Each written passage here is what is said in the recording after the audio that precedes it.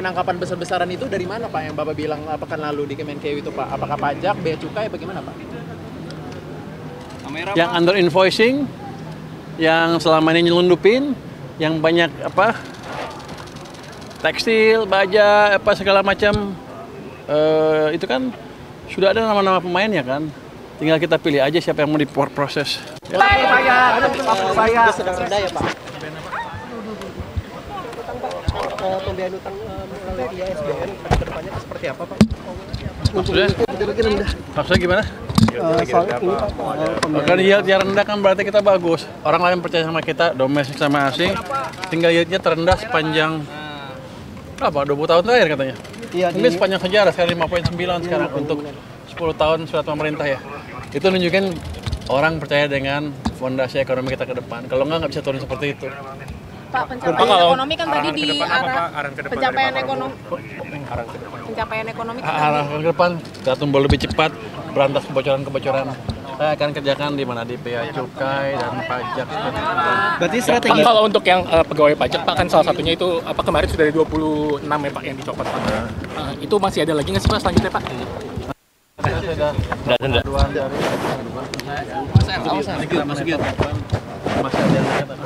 Jadi kalau yang 13 sudah diproses Pak, kan kemarin ada 13 lagi kata Pak Bimo. Nggak, saya nggak tahu, tanya Bimo itu. Tapi belum sampai saya. Presiden apa Pak tadi? Ya? Kalau catatan khusus dari Presiden untuk target capaian ke depan.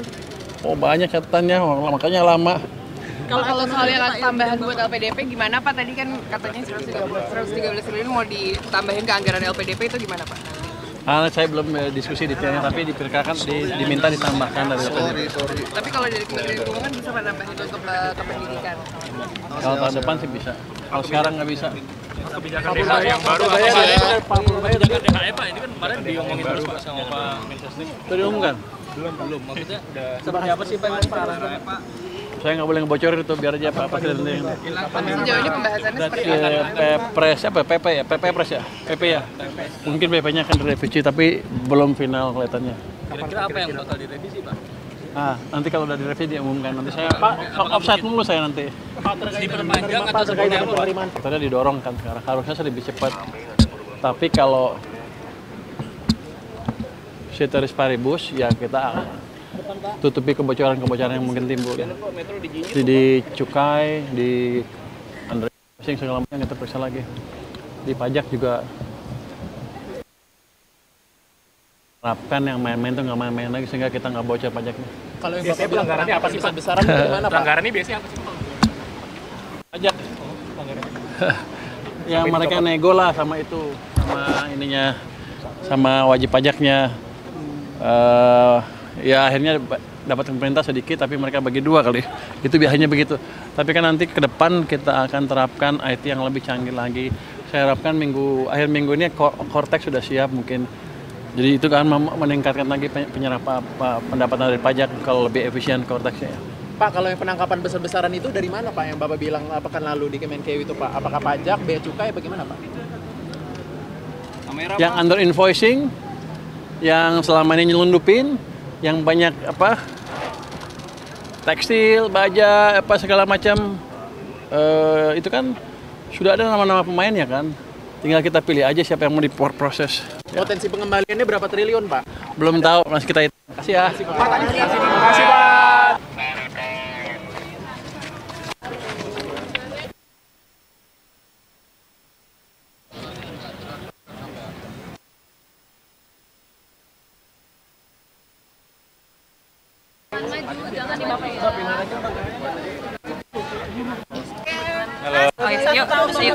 Yuk. Tenang. Oke. Saya izin terkait Mas 1 tahun pemerintahan. Iya. Konsolidasi. Ya, tadi kami semua mendengar Kabinet Merah Putih, pemerintahan di tingkat pusat dan tentunya banyak progres yang juga sudah dihadirkan, tetapi juga banyak hal yang harus terus kita kawal, kita perbaiki dan kita tingkatkan dari berbagai sektor. Tadi beliau kupas begitu lengkap, gamblang, dan teman-teman media juga tadi mendengarkan. Intinya adalah kita ingin terus pastikan bahwa semua agenda prioritas program-program yang memang ditujukan untuk meningkatkan pertumbuhan ekonomi, termasuk mendistribusikan kesejahteraan bagi masyarakat secara lebih berkeadilan lagi, itu menjadi target yang harus kita capai bersama-sama ke depan.